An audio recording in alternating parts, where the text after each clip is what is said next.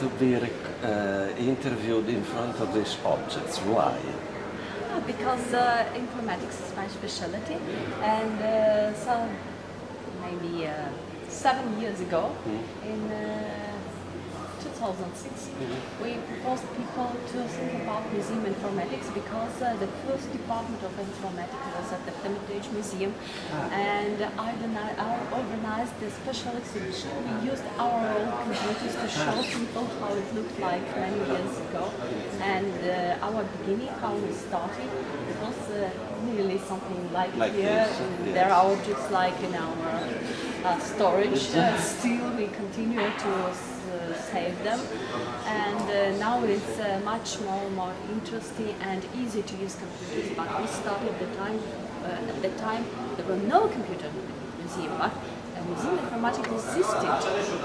It's really interesting because a lot of experience we got there, we can still use them, and it was really interesting, and we try to save this data and this knowledge for future. So we started with producing special journal for specialists in museum informatics, and there were 3 issues on it. And it is very useful for people. Yes.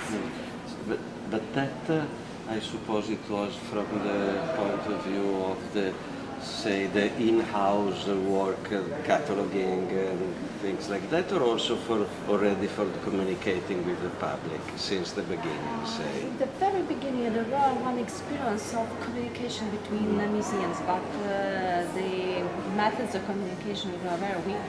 Yes.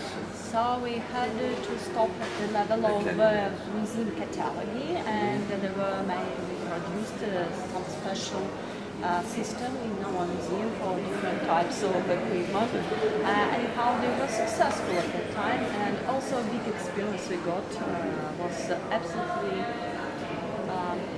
on fashion at that time, and we can continue to use them and to realize and produce on other level of equipment. So I think we will continue now with web and inter-museum communication, creating something more general and big one, and taking account that we have a local filials of Hermitage. We are in need of such technologies.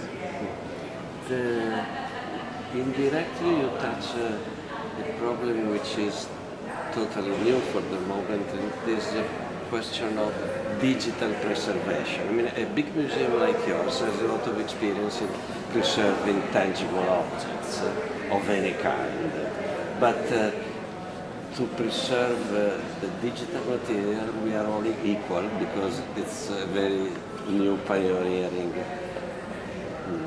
point. Are you dealing with this? In which way? Have you done something? Yes, that's why I made the choice with such computer, because initially we had information on tapes, of course, on many tapes, of course, and we had to rewrite it for the new generation of computers. Then we changed software and again we write. So now we use nearly the same data, so we saved them. You saved, you managed. Yes, we were successful to save them. About paint, it was catalog of paint. The catalog of yes, paint. Yes. And now we try to use a new level of digitalization, digital images, and I hope it will be safe for new generations. Last question. We have almost finished today our discussion. What is the point that the first point that comes to your mind that you will bring home as not only as an impression, but or an information or some inspiration in this discussion? I'm very proud that our understanding of museum informatics and problems in the museum in digital epoch are the same like in general. Yes, so there is a common point to discuss, and I think it's a very good position for communication and for developing our relations. Thank you. Welcome. Thank you very much. Thank you.